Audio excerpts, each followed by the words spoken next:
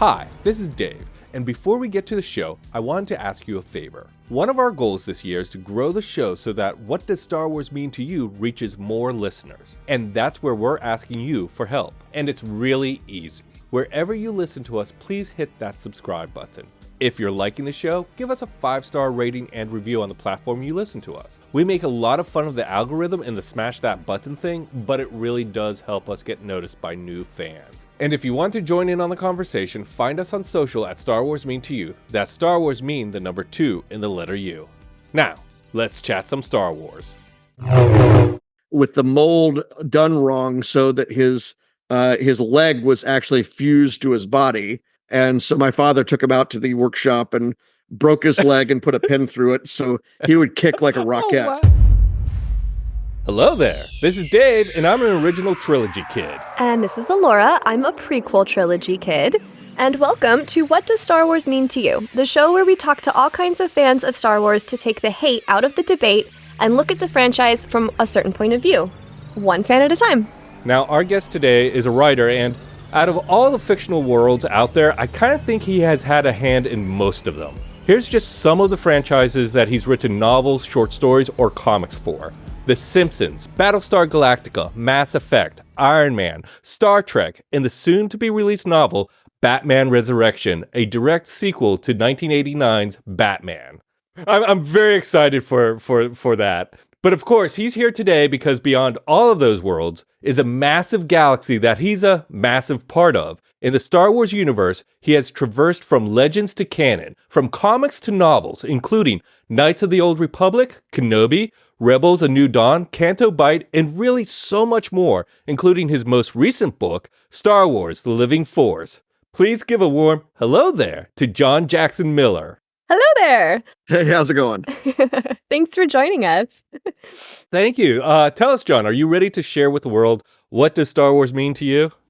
More ready than I would have been last week, coming from GalaxyCon Raleigh, and immediately before that, it was 605 PopCon in Sioux Falls with Timothy Zahn. So Wow. it was like 9 days where I was home one day in between, and I had no voice with which to speak. Oh my. Well, I'm glad you were able to get some rest to join us. Yeah. And we'll kick it off with our 5 with the Force. This is our 5 standard set of questions for all guests, just kind of get your Star Wars baseline. What movie is your go-to favorite? Oh, well, the best is The Empire Strikes Back. Mm-hmm. The favorite is probably that, simply because that was when I was at peak fandom. I was 12 when it came out, and the golden age is 12. We'll have to unpack that. Who is or what is your favorite? Let's have you rolled a 4. Okay. Droid. Who or what is your favorite droid? Well, I favorite droid. Oh, wow. Well, 3PO actually gets to talk, and that's always helpful for a writer. Yeah. Yeah. So yeah, definitely, because pretty much the rest of them aren't a very talkative bunch. That's true. A lot of beeps, a lot of dupes. Okay, CPO is my personal favorite as well, so I appreciate that answer a lot. What is your favorite line? C-3PO has a big fan base. He does. He does. Awesome. What is your favorite line to quote? Favorite line to quote? Oh gosh. One of the things that I did in Knights of the Old Republic is I have like 5 or 6 different spins on "May the Force be with you." Where a character will say, "I guess the Force was with us," and somebody will say, "Well, maybe it should be with somebody else next time," the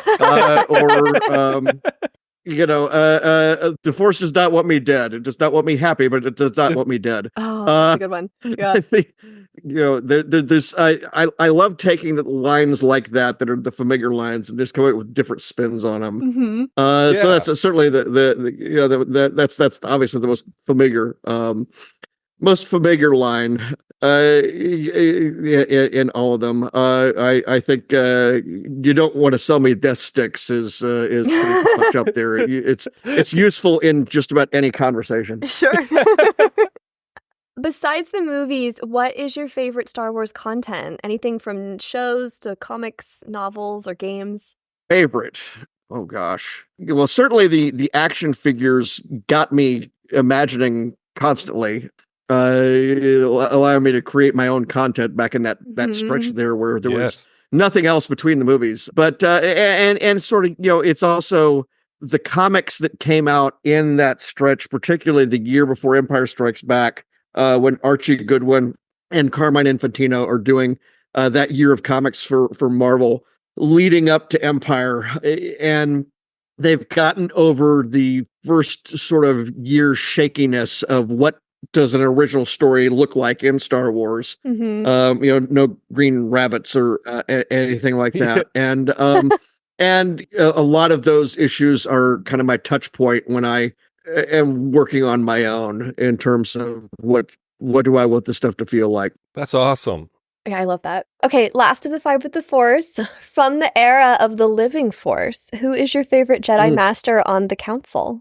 Favorite one on the Council. Favorite ones to write. I have to say, Urael Poof was a lot of fun because I got to more or less create his voice and character and everything all on my own. But then, there were other characters that, as I really got into the book, I enjoyed writing more and more. Ki-Adi-Mundi, who I tended to team up with Urael in a lot of cases.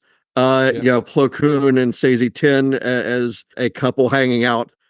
Two guys who are trying to show which one could be more gruff. Yes. And I found something to like and something to enjoy writing about in all of them. But certainly when I would get to the chapters with this particular one or that particular one, I would have a lot of fun with them. That's awesome. Well, we'll start with, how were you first introduced to Star Wars? And can you take us through that experience? Well, it comes out in 1977. I hear the little kid down at the end of the street talking about this movie with Darken Vader, and I'm like, that's what I thought the kid said.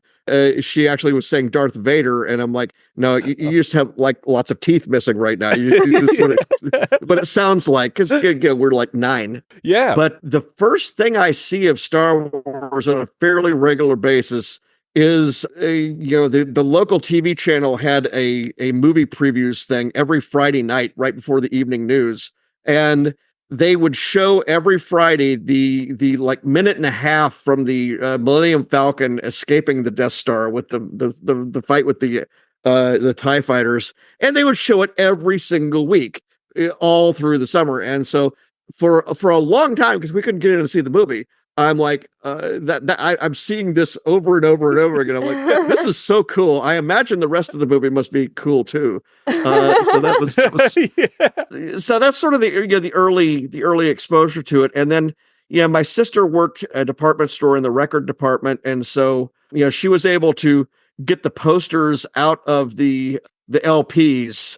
Yes, the Star Wars soundtrack album would come with these big posters by John Berkey, which would be a big a big Death Star battle with lots and lots of ships there, and there's like 3 Millennium Falcons on that thing. It's a beautiful piece of work. But none of the posters stayed in any of the albums in any of these record stores anyway. So I ended up with like 3 or 4 of them. And it was on my wall. And once again, I had no idea what else was going on because I hadn't seen the movie yet. I was introduced to the movie more or less through the comics. I read the adaptation before I actually got in to see the movie, and I end up with Jabba the Hutt in my version that I'm seeing is the monkey Jabba from the comics, and of course I would end up using that character in the Kenobi novel, and then I would canonize him in the CANTO BIGHT book. That's a character called Mosep Benid, who would travel using Jabba's name. That's how we decided to finesse that later on. But yeah, I mean that's so my early experiences are in a world where Star Wars was everywhere, but you couldn't necessarily see it. Sure. And then of course it develops, and we get the comics and we get the action figures, and I started with all of 3 action figures, Darth Vader and the droids and 1 X-Wing. And I had to make up stories somehow with all of that. But yeah, I mean, it's, Wow. I started my own comic book that was not Star Wars, but was science fiction influenced at that time. A buddy of mine and we took a hybrid idea between Star Wars and Star Trek of, sort of the, Star Trek had the, Mr. Scott's Guide to the Enterprise, the technical manual. We created our own huge notebook full of drawings of ships and weapons and droids and other things. And this is all in that stretch between Star Wars and Empire. So yeah, it was kind of a big deal. That's so awesome. you kind of made your own show Bible for your own sci-fi series in a way. Yeah. And I actually did start writing. I've got a folder over here that's got the beginnings of the. I'd created myself a 9 movie or a 9 story plot, or maybe it was 10. I can't remember. And I never got more than a chapter into those or 2 because again, you never start with the lore. You never start with the world building. You always start with the story. So my stories that I wrote that did come to fruition or that I did complete, those were all ones where they were I was writing for the writing, and then all the other stuff, the lore came as a consequence. Wow. That's really fantastic. Now, when you had Darth Vader and the 2 droids and the X-Wing, and you're creating stories, are there any stories that still stick with you that you had created, or are they kind of lost to? Well, you've got the dynamic always. If you're a little kid, where the floor is lava. And again, the X-Wing already had an R2-D2 in the back of it, so he had no place to go. Right. And of course, the problem with my 3PO is he came from the factory with the mold done wrong, so that his leg was actually fused to his body. And so my father took him out to the workshop and broke his leg and put a pin through it, so he would kick like a rocket. Oh, wow. Yes. And of course, years later, my daughter, I would get her a giant tauntaun. It would have the same problem where the tauntauns, the tauntaun that went with the 12-inch Han Solo, that tauntaun had a frozen leg, and I had to crack that leg and put a screw through it. That is that's hilarious. It's like they were Star Wars of the multiverse, a little bit of a Marvel crossover there. Well, and again, the stories ended up being influenced by what figures I had. Sure. There were kids whose folks would buy them, 10, 12 stormtroopers. I had one. I had one stormtrooper and then one snowtrooper. Yeah. And we had all these good guys and not many bad guys, and so I ended up making all the Cantina aliens, their own, team, and they're the scum and villainy. And little bits of that would actually manifest in my writing later on. Because when I did Knights of the Old Republic, I had the character Griff. Griff was a snaggletooth. That was the little guy that was in that first wave of Cantina aliens, and then also Bossk. If you have the Bossk original action figure, he has this glazed, happy look. Yes. So what I did is, when I introduced into Knights of the Old Republic a Trandoshan as a ship thief or a pirate, I created this character Slisk, who is mild-mannered and happy, and I'm like, well, and people feeded this like, oh, well, he's doing something clever. He's going against type with this. It's like, no, I'm riffing on Happy Bossk from back in the day. And when I gave Zane Carrick a yellow lightsaber, it's like, well, he must be making a statement about, okay, so he's a Sentinel Jedi or whatever it was in the role-playing game at the time. And I'm like, no, it's not that he's a Sentinel. It's that Luke came with a yellow lightsaber. And for years, I thought he really had a yellow lightsaber because that was the toy. What was in the figure. I love so much how your imagination as a kid with your kind of like limited action figures really is what propelled you into the world building and the storytelling you tell today. I mean, that's so cool. That's a real advertisement for not spoiling your kids, right? Let their imaginations run wild. Yes. They too. I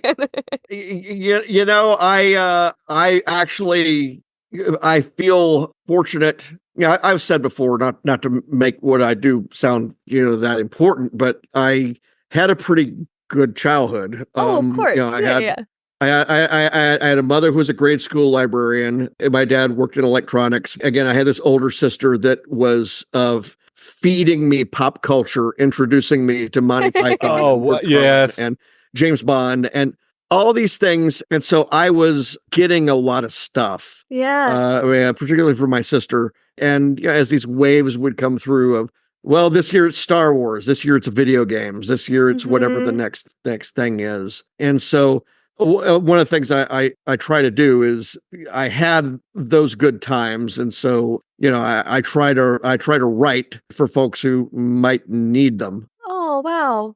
Yeah, there's I just finished The Living Force. I read Rebel Dawn like the day it came out. I was so excited for it. New Dawn. Yeah. I always call it Rebel Dawn because that's because there is a Rebel Dawn. Exactly. You'll also learn that we're really bad with names on this podcast. We'll always be like, what was that name again? Yeah. You got Tradition. I was like, oh, thank God he remembered, because I was not going to. The Bossk alien. That's why I like all the names in the cantina, because you look at their face and you get Snaggletooth, Hammerhead, Walrus Man. Just simple names. Of all these, after you saw Star Wars, first of all, when you finally got a chance to see Star Wars in the theaters, did it live up to the hype of waiting a summer, getting the posters, having the figures, but it was by that point it was in the Whitehaven Twin Theater in Memphis, which is the theater that was about 2 blocks from Graceland. This is the theater that Elvis Presley would have movies shown after midnight for him and his friends. And I am told that he saw Star Wars there, and that it was one of the last movies he saw, because that would have been June when it got there, and then he passed in August. That theater was, since we're so early in sort of what you'd think of the multiplex era. That theater was a normal movie theater, which they had divided into 2 rooms with a wall down the middle. Yeah.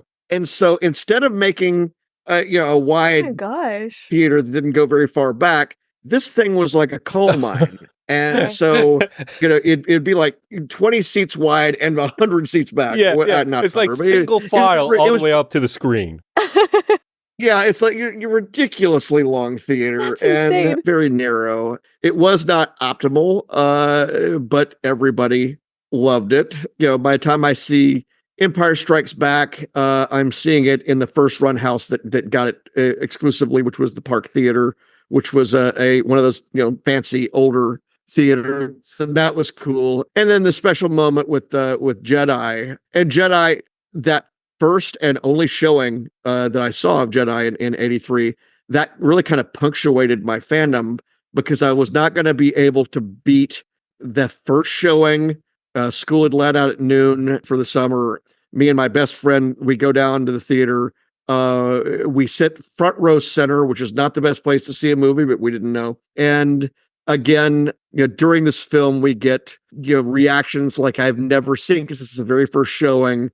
When Vader is making his decision, everybody in the theater is standing up and shouting to Vader, and then they just when he does they just go berserk, and a room full of kids, and so I would not see that film again until the special edition, because I think by that point, I'm 15. I'm not buying the action figures anymore. The comic book I'm still getting, but not so much anymore. And it felt like, okay, this is punctuated. This is over now. It really Sure. sort of was over for George Lucas too. And I moved over into Star Trek and James Bond and other things, and video games and computers. Did your fandom have a little bit of resurgence when the special edition came out and then the prequel trilogy? Oh, well before that. Oh yeah. Well before that. I mean, because I was still going to absorb anything that came out. So, the West End came out with its role-playing game book that had the hardcover that had in-universe advertising for R2-D2 and the X-Wing or the TIE Fighter, whichever one it was. And I thought that was just such a cool idea that they let them do that. And so when we did the Living Force, and I did the map that's in every copy of the book, they came back and they said, well, we're going to do a Barnes & Noble edition with a poster, and one side will have an original art piece and the other side will have the cover of the book. And I said, why don't you let me have the other side of it? I'll take that map and I will expand it so that it is a travel poster by the Chamber of Commerce, more or less, or by the from the space tourism line that is central to the book. The Zephyr, and I'll design Regal? it and I'll write it from their point of view. Regal Voyager, I think is what it is. Sorry. And that will be in the Barnes & Noble special edition. That's cool. To this day, I say that's the version to get, because even though there's no content on that page that you don't get in the regular book in terms of the map. It's so fun to have that artifact. That is there. It doesn't spoil anything in the book. People said, it's spoiling things in the book. It's like, no, actually, the book will show you where the advertising is wrong. And so, but again, that was my chance. Yeah. Well, you'd be surprised how many people don't trust the person who that's insane to be an authority on it. But no, I thought, well, that's a great way to add value to this book that also feels like what I was feeling back then when I saw that first ad. And then of course there had been a few Star Wars things that had come out. There was Raymond Velasco was the name of the author that did a guide to Star Wars in a little Del Rey paperback. Yep. Wow. And then there were 3 3D comics that came out from Blackthorn, which were not the greatest.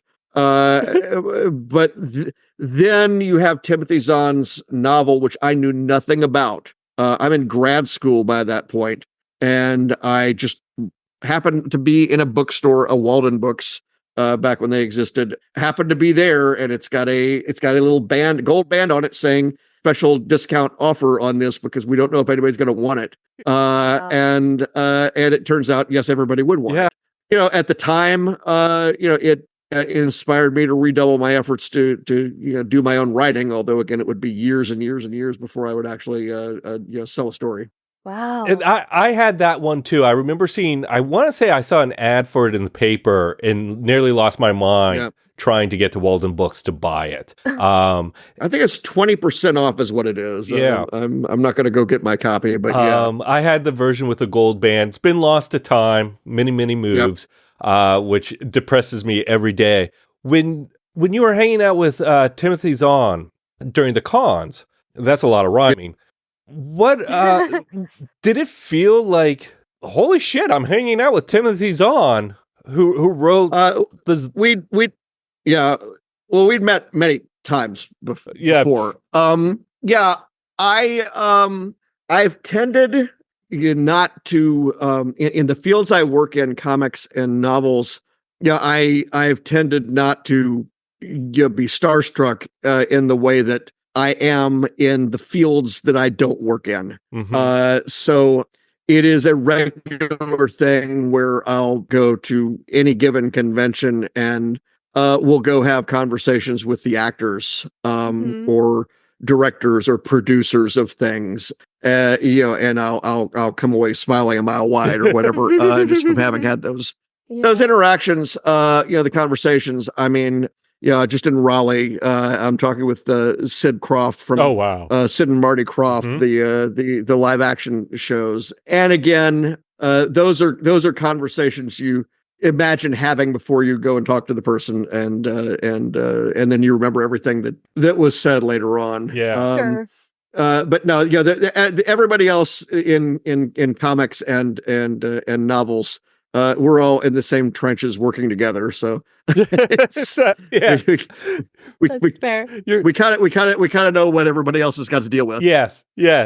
I want to kind of pivot towards talking about the living force, and within that, talking about your process as well. Mm-hmm. So spoiler alerts ahead for Yes. anybody that has not yet cracked the book. Yeah. Pause here, go read it, then come back. Yeah. And I guess my first question, and probably you've heard this question a lot, but how do you approach writing characters that are so familiar to so many people? Mm-hmm. Is there any kind of thing you do to get their voices down, to figure out what mannerisms to use? How do you approach a cast of characters that people are very well informed of? Yeah. Well, I'm a good mimic. And in terms of, I'm not in the sense that I can do impressions, but I can come up with lines that sound like they were said by a particular character. Mm-hmm. And, I particularly as we've done audiobooks for more and more books, that's got me even more in the habit of imagining what this is going to sound like coming from somebody who is trying to imitate a character. Right. So I've got that going on. Really it's more of an issue, just making sure that, there are some characters that, their dialogue is much less well known, but it's out there. And so we'll get into characters like Evan Peel in the Jedi Council, the guy with the big ears. And we do hear him in an episode of Clone Wars. And he's very much is clipping off the ends of words, and he's very gruff. Yeah, I don't know if he's German sounding or what, but anyways, hey, how you doing? Yeah. And is very much got this sort of burly wrestler kind of vocal range to him. And so I watched everything he said, and I'm like, okay, I can direct all of my lines to him using. I'll often key on a line or two that they say in the show or something like that. Sure. And I'll try to match it. So again, in the novel, when his solo chapter opens, is like, hey, where do you keep the violets? And it's like, excuse me, sir, the violets. Where do I go up? I want to get knocked in the head. And again, it sounds like the guy on the show, and so there it is. But again, I have to make sure that there is something there. I mean, the only thing that was out there for Urail Poof was a robot chicken thing. Oh, yes. Hilarious. And I'm like, well, all right, the way I'm going to triangulate this is he's still going to be a comic relief figure, but he's this way for a reason. He's somebody who's been on the council for hundreds of years, just like Yoda and Yaddle and Appo. But unlike them, he's just done. He's seen it all. He's just really at this point trying to entertain himself, and so he's trolling people a lot of the time. Yeah, just trying to amuse himself, stay awake. And that was part of the fun with that character, is being able to kind of create that which was not anywhere on the page anywhere else. Yeah, I can hear your ability to mimic through words, because when I was reading Qui-Gon, who's kind of slowly becoming one of my favorite characters within the Star Wars universe. Yeah. I just imagined Liam Neeson through the whole thing, just perfect. Like, not even like, oh, that seems out of range of Qui-Gon, everything was spot on. I think the same with Obi-Wan. Their relationship was really great. And of course, Yoda was fantastic. I agree. I appreciate that. Obviously Qui-Gon, there's so much more Neeson out there that it becomes easy to do. I mean, I'm a Jedi Master with a particular set of skills. That's kind of there's more to work with there. Yoda was actually one where I had help. They've got a guide to Yoda speak. Oh wow. And Yoda actually reverses a lot fewer sentences than you think he does. Interesting. And they've done the analysis. And so there was a constant fine-tuning as I'm doing the book. I tended to take more and more lines out of Yoda speak, or try not to have too many in a row. Or try not to too difficult make them to read. And then of course, for people who've read the book, I end up lampshading the whole thing of Yoda's grammar by making it a plot point. Yes. It was a great my favorite moment in the book. Yeah, it's a great moment. It's when the line he's about to say is supposed to set off all the bombs that the villain has said. I'm going to spoil. I apologize. And we told them to pause. The Jedi stand with you, I think is the line. I apologize if I'm with you, the Jedi stand. Like as I approached that moment, and she loses. I started giggling because I realized what they were going to do. And she loses her mind because what is he doing to me? Is he doing this on purpose? Somebody go down and shake her. Shake this little guy. I mean, shake this little guy. Make Yaddle say it instead. What are you doing, Yoda? What are you doing? That's funny. Oh gosh. And that's the moment where the cool and collected villain has a meltdown. Well, I was gonna say, since we're on the topic of the book right now, I have a question. I found the book to be pretty philosophical. Like, I loved the narrative around the balance between like that living force and the cosmic forces, and basically being like, what's tangible now versus destiny. And the characters really struggle with that dichotomy. And I think that the politics of the Star Wars universe at that time does too. And you did a really great job of building that tension. So I'm curious though, how your background, because we did a little research, how your background in the comparative politics that you did influenced your approach to storytelling in the Star Wars universe. I'm always fascinated with how our educational pursuits impact our creativity. Yeah, I got what may have been the last Soviet studies master's degree offered in this country. The reason I don't have a doctorate is because the Soviet Union collapsed under my dissertation. I apologize for people who've heard that joke repeatedly, because I've told it repeatedly, but it is true. It was new to us.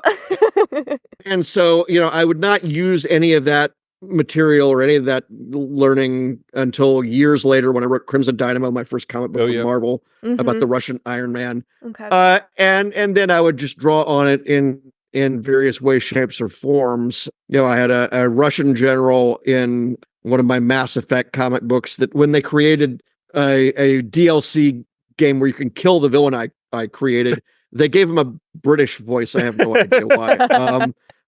Or English voice. They just didn't read carefully, or they don't, or people don't have accents in the future. I don't know. But no, in Star Wars, you have to kind of hide it. But that's fine. I did when I did the Knight Errant novel, which is out again now in both the Legends Essential Edition and then also the Marvel graphic novel collection, Epic Collection Volume Number 5. This is a story arc in Knight Errant about the founding fathers and mothers of Sithdom battling one another over what it means to be Sith. And basically they all have a different idea of what it means to be Sith.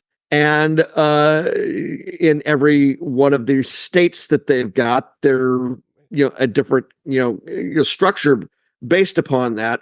And that is ripped absolutely from comparative politics because, the communism as it was practiced in the Soviet Union was different from it as it was practiced in China, Vietnam, Cuba, all these other places.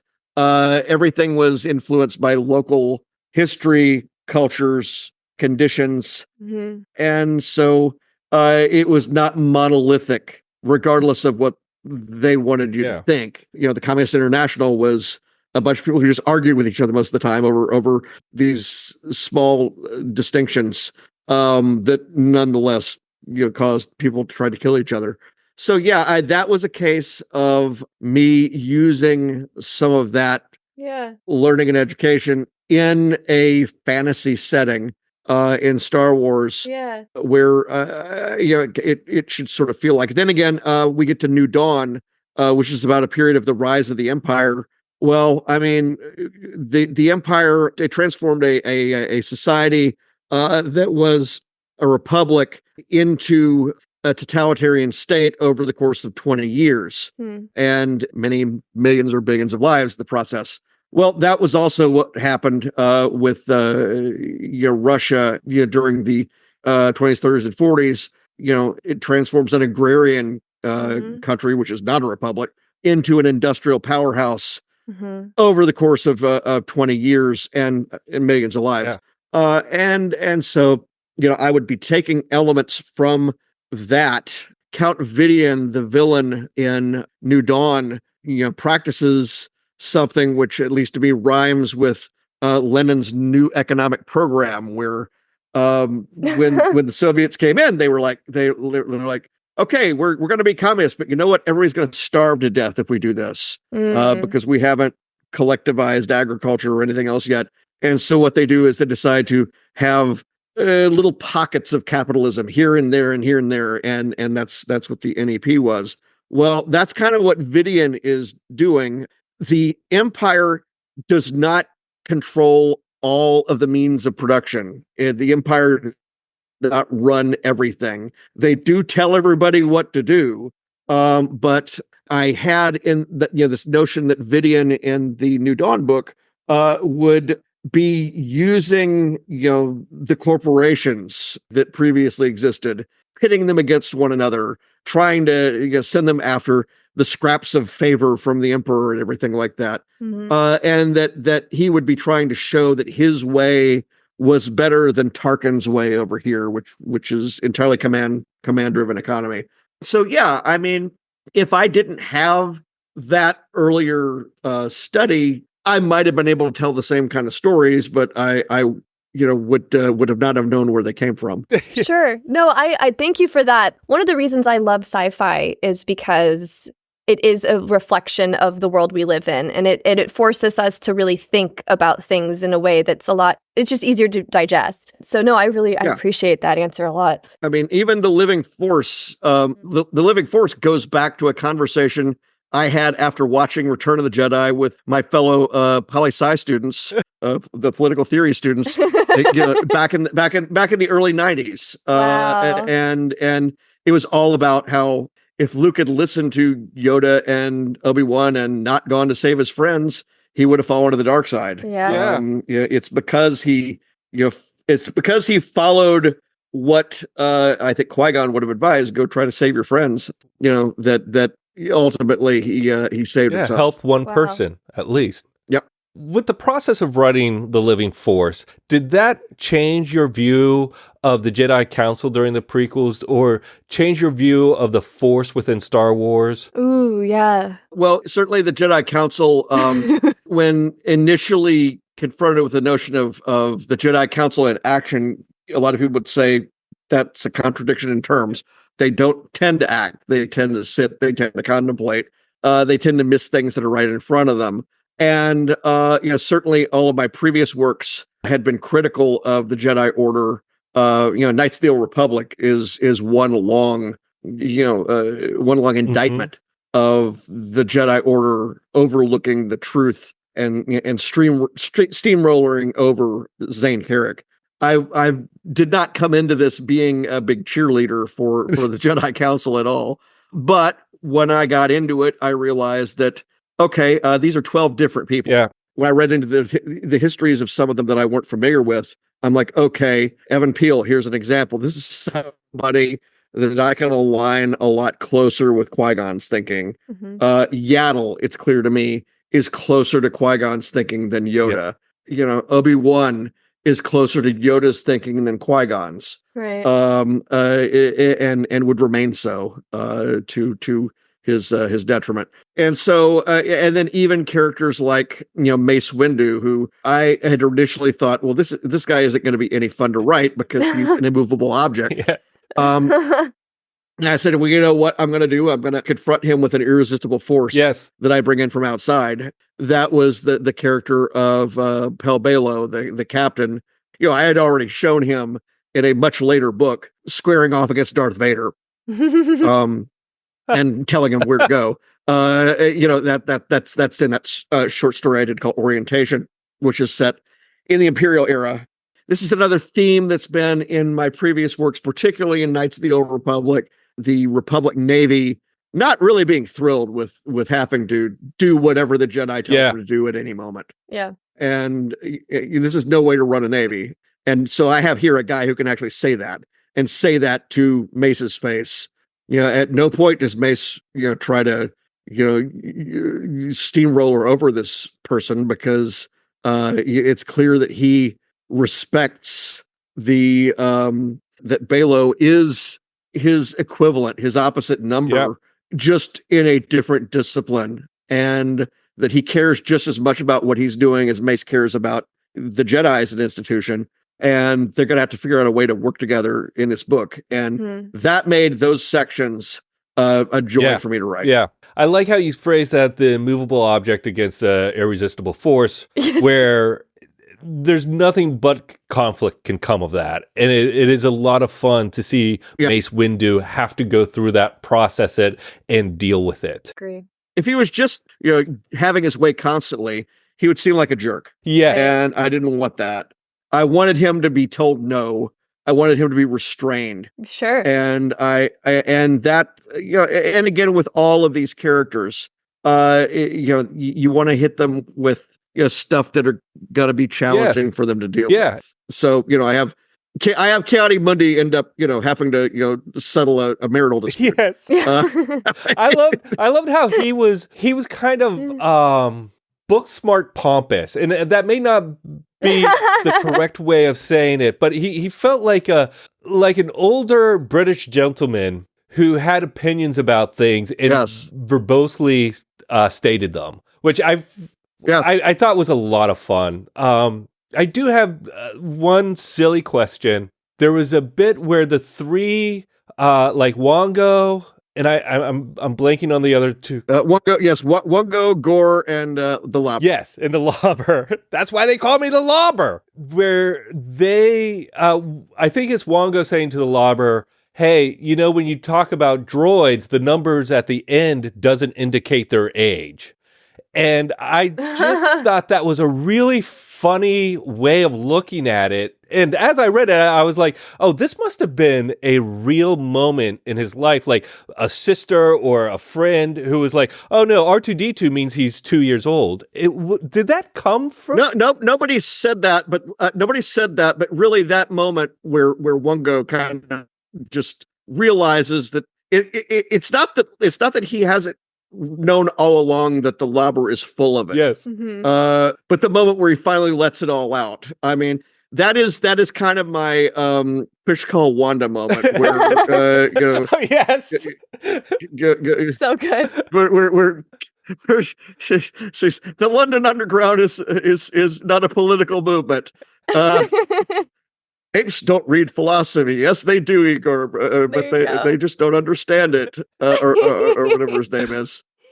Anyway, but yeah, that was the breaking point moment for that character. Sure. And no, I don't know where the age thing came from, but it seemed to work for me. No, a great bit. It just struck me as so real. That is, which it's something that would happen to me. Yeah, to be real, Dave. Yeah, true. And so it's a testament to kind of your imagination of bringing this very real moment to the surface. I loved it.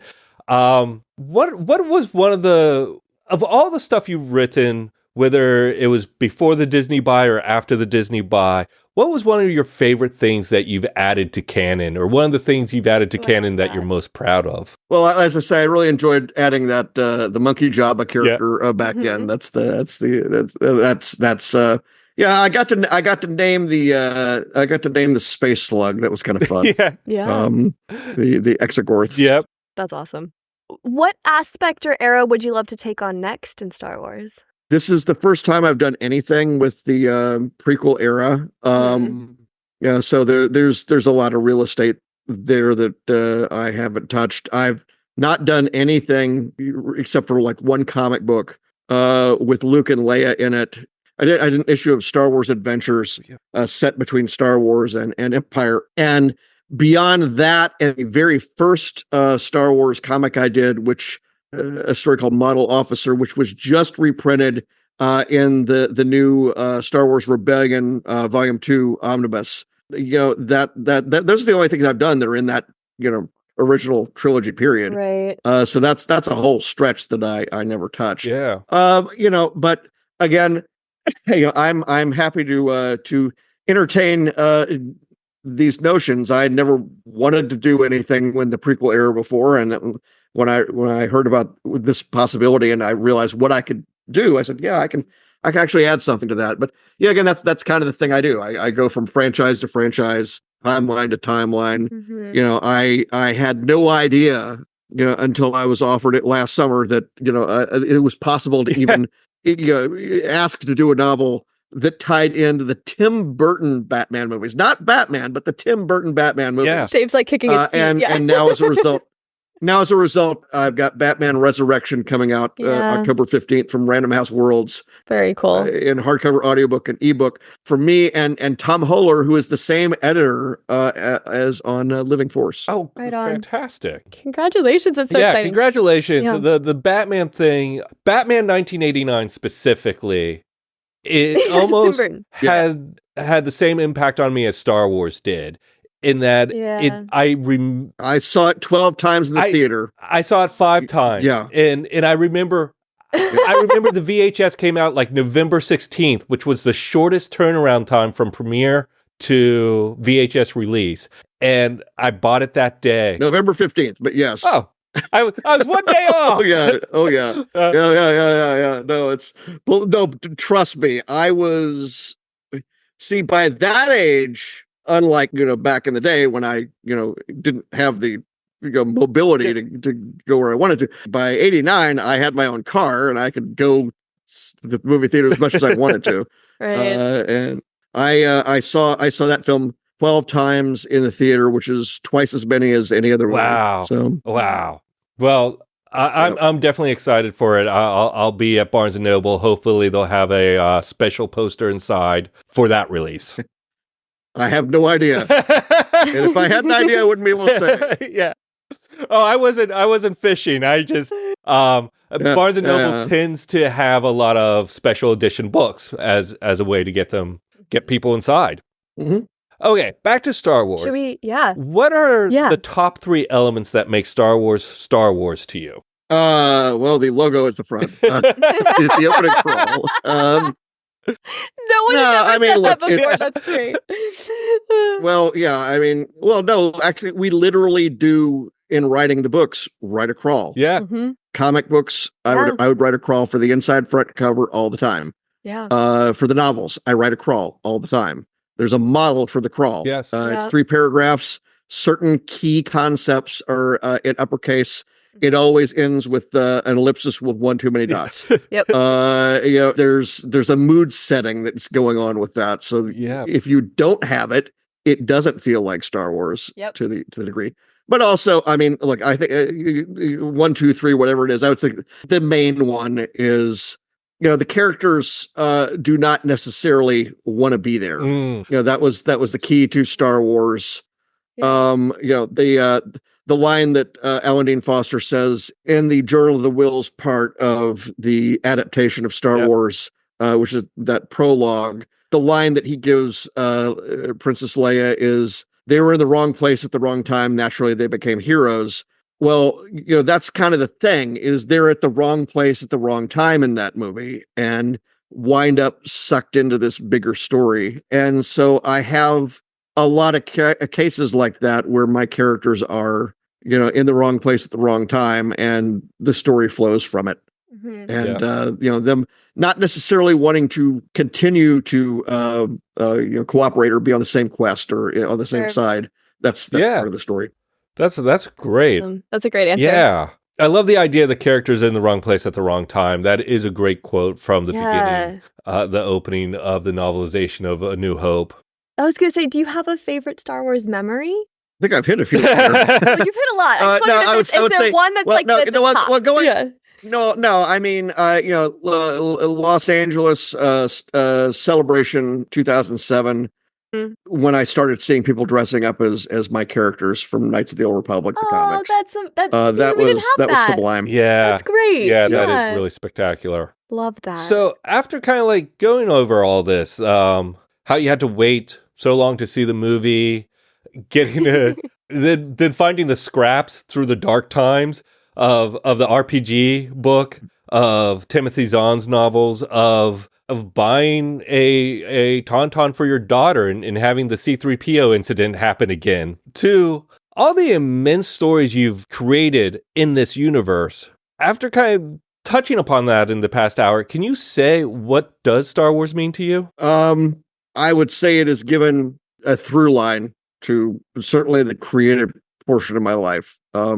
It's been there all along somewhere in the background. And even in the last decade, in between New Dawn and Living Force, my most recent Star Wars novel, I was never gone from it, creatively, because I was still doing short stories, and then the Canto Bight book, and then a comic series. It's been there in one way or another. We didn't even hit the period in between, college and my, creative work, where, I was editing magazines about the comics and games industries. So, I'm doing collectible magazine, Comics Buyer's Guide. I'm doing a huge feature on the Star Wars comics that Marvel did. Wow. I edited a unlicensed Star Wars collectibles magazine that we did in '99 in advance of Phantom Menace. I was working on Scry magazine, which was the card game magazine, and wrote books for that. Where I'm doing in encyclopedic indexes of the Star Wars card game from Decipher. So it's always been there somewhere. So that once I actually started writing the comics, I already knew Steve Sansweet from back in the days when I was doing the collectibles magazines. And then going from franchise to franchise and medium to medium. You see some of the same folks, and you hit some of the same themes in the work, and no time is wasted. Thank you. Thank you so much. Thank you so much. It's just your final answer made me think of something that I'm just on. Like, what was it like having working on the outskirts of Star Wars for so long to finally be like a in-universe creator? Actually, writing that first story, that was 20 years ago. In fact, it was 20 years ago, probably this week, that I visited Dark Horse and got the invitation to pitch that very first story for Star Wars Empire. And again, I sent in 4 proposals. He took the first one. It ran almost exactly as I had written it. That second proposal I would not use that until I did the Star Wars Adventures Annual 2018, about 15 years later. So just shows you don't ever throw anything away. There's still 2 more stories out there that I guess I could probably find someplace to put. But again, that is a sort of a thing. There is a continuity to the appearances of all these things, and getting that. By the time that first issue hit the stands, I already knew I was doing Knights of the Old Republic and had been working on it for 6 months. It wasn't really until that came out that things sort of turned upside down, and I realized that if I mentioned a character in passing named after one of my friends from high school or something like that, that person will have a page on Wikipedia within a day. Oh, yeah. Like, okay. Yeah, this is a new world. Yeah. Yeah, it is. Yeah. I don't do that anymore. Yeah. John, thank you so much for joining us and sharing what does Star Wars This mean to was you. such a pleasure. It really is. Yeah, this was so fun. I appreciate it. Where can people find you if they're looking for Thank you. They Outside can of find me on they can find me on the website formerly known as Twitter at JJMFaraway, and then I'm John Jackson Miller on Facebook, Instagram, Threads, TikTok. right on. And I think I am farawaypress.com on Blue Sky. And then my website is farawaypress.com. And that has behind the scenes notes on most all of my books. That's amazing. And all those links will be in the podcast notes as well. So if someone wants to just click on through, they'll get there. And also, I want to reemphasize, because this will probably come out around, maybe a couple weeks prior, but Batman Resurrected, October 15th. Is that correct? That's right. Yeah. And go pick up your copy of The Living Force if you haven't already. Very good. Or New Dawn. John. Yeah. Or Kenobi. Or any of them. I'm just, New Dawn is out in a new edition. Yes. So there you go. Yeah. Yeah. Thank you. Thank you. All right. Well, thanks very much. Yeah, this was a pleasure. It was really great to get to know you. Yes. May the Bat Force live long and prosper. May the Love Force it. be with you.